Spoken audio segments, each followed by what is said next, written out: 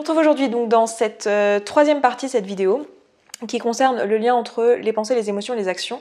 Les deux premières parties ont été déjà publiées, je vous les remettrai en lien ici si vous ne les aviez pas vues. Il y avait aussi une vidéo introductive globale que j'avais faite il y a plusieurs mois, je vous la remettrai aussi en lien. Parce que tout ça s'inclut dans le cadre d'une grille de lecture qui a été proposée par une coach qui s'appelle Brooke Castillo, qui est juste une façon de vulgariser quelque chose qui est connu en sciences cognitives, qui est le lien entre nos pensées et nos résultats dans notre vie. C'est-à-dire que tout ce qu'on crée dans notre vie, ça part d'une pensée à un moment donné.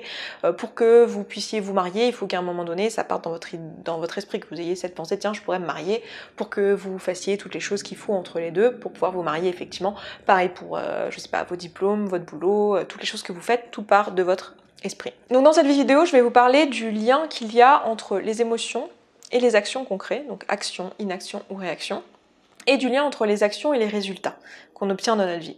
Alors je pense que le lien entre les émotions, enfin les actions et les résultats, c'est assez clair pour tout le monde. C'est-à-dire qu'on est tous à peu près clairs sur le fait que pour obtenir un résultat, quel qu'il soit dans notre vie, pour, je sais pas, créer quelque chose de nouveau, ou faire un changement, ou voilà, je sais pas, coudre un nouveau truc, ou acheter quelque chose, ou faire un diplôme, ou créer quelque chose, il faut qu'il y ait une action qui soit faite, il faut qu'il y ait une mise en action.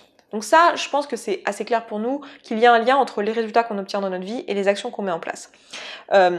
Maintenant, souvent on confond nos circonstances qu'il y a dans notre vie, on confond en fait la partie que l'on a nous créée, puis la partie qui est indépendante de notre volonté et qui est inhérente à notre situation. C'est-à-dire qu'il y a des choses qui découlent en fait de ce que nous on a créé pour nous-mêmes, et il y a des choses qui sont complètement indépendantes de notre volonté. On n'a pas choisi par exemple le pays dans lequel on est né. On n'a pas choisi peut-être le handicap avec lequel on est né. On n'a pas choisi ce qui nous arrive, voilà, qui est indépendant de notre volonté, ce que les autres font, comment les autres se comportent. On n'a pas choisi que notre boss ne paye pas ses salariés à l'heure prévue à la fin du mois. Petite référence avec les autres vidéos, enfin si vous n'avez pas vu les autres vidéos du coup vous voyez pas pourquoi je dis ça, mais c'était l'exemple que j'ai donné précédemment. Donc voilà, on n'a pas prévu tout ça. Par contre, il y a des choses qu'on a créées pour nous, il y a des résultats qu'on a créés pour nous. On a choisi d'être dans ce boulot aujourd'hui, le résultat, enfin la circonstance qu'on a aujourd'hui qui est je suis dans ce boulot là, c'est quelque chose qu'on a créé avec nos actions, c'est quelque chose qui est notre résultat. Le fait d'être marié avec cette personne, c'est quelque chose qui est le résultat de nos actions. Voilà. Il y a des choses qui sont créées par nous-mêmes, puis il y a des choses qui ne le sont pas. La plupart des choses qui sont dans notre environnement immédiat, c'est des choses qu'on a créées par nous-mêmes et qui ont été influencées par les circonstances autour. C'est-à-dire que effectivement, c'est les actions des autres autour qui vont influencer nos choix. Donc maintenant, quel est le lien entre les émotions et les actions ? L'émotion, c'est ce qui est à l'origine de notre action. C'est sous le coup de l'émotion qu'on va agir. C'est ce qui va faire qu'on va être dans l'action, la réaction ou l'inaction. C'est sous le coup de la colère qu'on va répondre mal à quelqu'un, enfin ce que nous on juge comme étant mal. C'est sous le coup de la colère qu'on va s'énerver et qu'on va parler, et qu'on va dire des choses qu'on risque de regretter. C'est sous le coup d'une émotion qu'on va se retrouver complètement bloqué. On va se dire, on va être scotché, on va être là, on va rien faire, par peur, par stress, par doute, on va se retrouver dans une situation où on va se retrouver bloqué. Et c'est aussi sur le coup d'une émotion qu'on va agir. C'est-à-dire que c'est parce que, par exemple, peut-être la colère peut être au contraire une émotion qui nous porte et qui fait que bah voilà, on met des choses en place, qu'on met en place des changements dans la société, dans notre vie, qu'on crée, je sais pas, une association, qu'on crée une entreprise, qu'on crée, je sais pas, un mouvement ou juste des choses à l'échelle de notre vie, ça part d'une émotion. Et c'est important de comprendre que, en fait, toutes nos actions dans notre vie partent d'une émotion. C'est-à-dire que tout ce qu'on fait, ça part d'une émotion, ou ça part en tout cas de la projection qu'on a en termes d'émotion. C'est-à-dire que tout ce qu'on fait, on le fait dans le but de se sentir mieux, de se sentir bien, ou d'éviter de se sentir mal en tout cas. C'est-à-dire que quand on se dit « tiens, je vais faire des études », on le fait dans le but de se dire bah voilà, après je vais avoir la sécurité, ou après je vais me sentir fière de moi, ou mes parents vont être fiers de moi, ou je vais être fière de moi, ou je vais apprendre des trucs qui sont gratifiants d'un point de vue intellectuel. Donc on est dans la projection de l'émotion positive et agréable qu'on va ressentir lorsqu'on aura fini nos études. Et c'est ça qu'on recherche au moment où on se met en action en fait. On est porté par l'émotion, c'est l'émotion qui est à l'origine du mouvement. Le mot c'est ça, hein, émotion, donc mise en mouvement. Donc le lien du coup, si on récapitule depuis le début de ces vidéos, le lien qu'il y a entre tout ça, c'est que on a les circonstances, qui sont neutres, qui sont indépendants de notre volonté, en tout cas à l'instant T, même si on a peut-être une partie qu'on a créée avec nos actions du passé, mais comme c'est dans le passé, aujourd'hui c'est notre circonstance avec laquelle on doit vivre, c'est notre réalité. Cette réalité-là, elle va amener chez nous une pensée, c'est-à-dire elle va être le déclencheur d'une pensée. Cette pensée va générer chez nous une émotion, et cette émotion va être à l'origine de l'action qu'on va mettre en place. Si cette émotion est agréable ou désagréable, on va apprendre telle ou telle action, ou inaction, ou réaction face à cette émotion. Et c'est cette action, réaction ou inaction qui va créer notre résultat. Et ce qui est intéressant de comprendre, c'est que une fois qu'on a créé ce résultat, en fait, ce résultat va venir confirmer notre pensée de départ.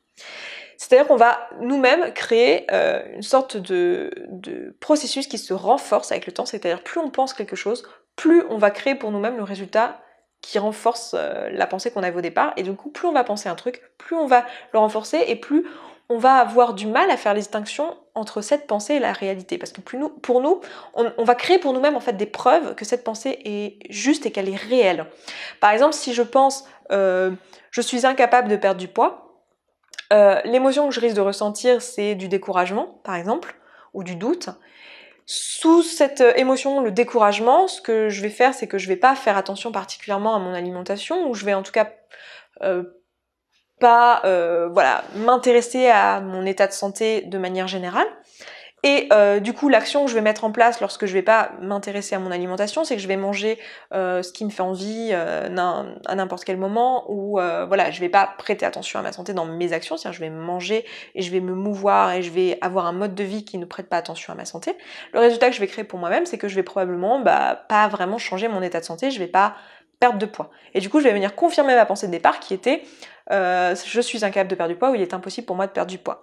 Et plus on pense ça, plus on renforce cette pensée de départ, et plus cette pensée de départ devient vraie. C'est-à-dire que quand quelqu'un vous dit « c'est impossible pour moi de perdre du poids » ou « je ne suis pas capable de perdre du poids », c'est quelque chose qui est réel pour cette personne.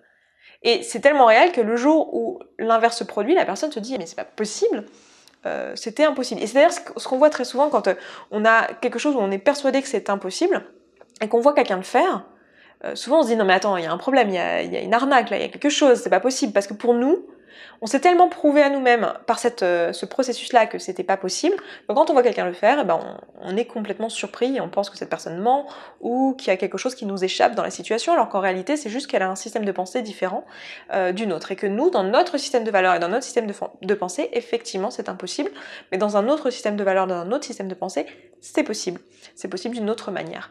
Et ça, c'est le principe de la prophétie autoréalisatrice. C'est aussi le principe de la loi d'attraction, si vous croyez en la loi d'attraction. C'est le principe des religions aussi. Quand quelqu'un va vous dire Dieu va me protéger, c'est la croyance qu'il a, c'est la pensée qu'il a. Il va se sentir rassuré. Quand il se sent rassuré, il va pouvoir mettre calmement en place les actions parce qu'il sait que Dieu va le soutenir. Et le résultat qu'il va obtenir pour lui-même, c'est que il va réussir à faire la chose en question. Ça vient confirmer sa pensée de départ qui était que Dieu va le soutenir. Et voilà, il renforce ça. Et quelqu'un qui est croyant va vous dire constamment, mais comment tu peux ne pas voir la main de Dieu dans ta vie quotidienne? Parce que cette personne, en fait, voit effectivement un biais de confirmation constamment dans son quotidien et voit constamment Dieu agir dans son quotidien. C'est le principe de la prophétie autoréalisatrice aussi, c'est ce qui se passe quand on dit par exemple aux informations que il va y avoir une pénurie de gasoil et que le gasoil va augmenter de prix. Qu'est-ce qui va se passer? Tout le monde, sur cette pensée qu'elle croit, va aller chercher de l'essence et du coup il va effectivement y avoir une pénurie de gasoil et effectivement les prix vont augmenter, ce qui va venir confirmer le truc de départ, c'est le principe de la prophétie autoréalisatrice. Et nous on fait ça constamment pour nous, pour notre cerveau, et c'est une façon pour notre cerveau de faire des raccourcis aussi qui lui permet de mieux prédire l'avenir, parce que ce que votre cerveau fait dans son quotidien pour appréhender la réalité, c'est qu'il passe son temps à faire des projections et à imaginer ce qui se passerait dans telle ou telle situation et à se projeter. Et voilà, il se base sur son passé. Donc c'est pour ça que on a du mal à sortir d'un système de pensée. Donc si on a pensé pendant des années je suis nul, je suis incapable, ou je suis nul en maths, je suis nul en maths, je suis nul en maths, ou je suis pas du matin, je suis pas du matin, ou pour moi c'est impossible de maigrir, pour moi c'est impossible de maigrir, ou j'en sais rien, tous les youtubeurs sont des connards. Non, j'en sais rien, je dis n'importe quoi. Le truc qui me vient à l'esprit, on l'a pensé. En fait, ça va être très dur pour nous de penser autrement parce qu'il va falloir remettre en cause notre système de pensée. Comprendre ça, c'est assez intéressant parce que on comprend que il y a une partie de la réalité qu'on qu'on vit, qui est en fait créée par notre système de pensée. Il y a une partie de notre réalité qui est créée par nous en fait, et par ce qu'on croit. C'est pour ça qu'il y a des personnes qui sont capables de vous dire Paris c'est génial, j'adore cette ville, il y a plein de choses à faire, on s'ennuie jamais. Puis d'autres qui vont dire Paris c'est affreux, c'est horrible, c'est une ville hyper fatigante, il y a trop de monde et ça va pas du tout, et c'est pollué et tout ça, et qui vont avoir une expérience complètement différente de Paris, et qui vont vous dire deux choses complètement différentes, parce que, en fait, elles ont des biais de confirmation différents, elles ont un système de pensée qui est différent, qui vont créer des émotions et des actions et des résultats qui sont complètement différents. Et pourtant, ces deux personnes vivent dans la même ville, et la circonstance, c'est juste que Paris est une ville, et il y a une liste d'activités possibles, il y a une température moyenne dans l'année, un temps, un niveau de pollution, etc., qui est en fait des faits qui sont des circonstances immuables et complètement neutres. Donc voilà, c'est extrêmement important, je trouve, de comprendre tout ça, parce que ça nous permet, enfin cette grille de lecture là de la réalité, ça nous permet de remettre les choses en perspective et de comprendre un peu ce qui est un peu le drama qu'on se raconte. Non pas que ce soit pas bien de se raconter du drama, hein, mais c'est juste que ça nous permet de comprendre les situations et, comme je vous le montrais surtout dans la vidéo précédente, de mieux communiquer avec les autres. Donc c'est pour ça que c'est un outil que j'avais vraiment envie de vous partager. Donc écoutez, je m'arrête là pour cette vidéo. On se retrouve dans la dernière vidéo qui sera certainement la semaine prochaine. Pour discuter un peu de qu'est-ce qu'on fait de cet outil-là, une fois qu'on a cette grille de lecture, comment on peut l'utiliser dans notre quotidien, comment elle peut nous être utile, même si je l'ai un petit peu dit tout au long des vidéos, mais voilà, pour vous mettre un petit peu l'outil en perspective, et puis voilà. Écoutez, je m'arrête là, je vous embrasse, et je vous dis à la semaine prochaine. Ciao, ciao. Je profite de cette fin de vidéo pour vous annoncer que j'ai ouvert 3 nouvelles dates pour l'atelier qui s'était tenu en juin concernant le surpoids. Je pensais pas du tout le faire, mais j'ai eu beaucoup de demandes, du coup je me suis un petit peu bougé les fesses et j'ai ouvert 3 nouvelles dates. Donc on se retrouvera à Toulouse le 18 et 19 août, à Lyon le 25 et 26 août et à Paris le 8 et 9 septembre. Donc ce sera sur 2 jours comme la première fois, c'est en petit groupe comme la première fois, donc si vous voulez venir, ne tardez pas trop à réserver parce que le nombre de places est limité.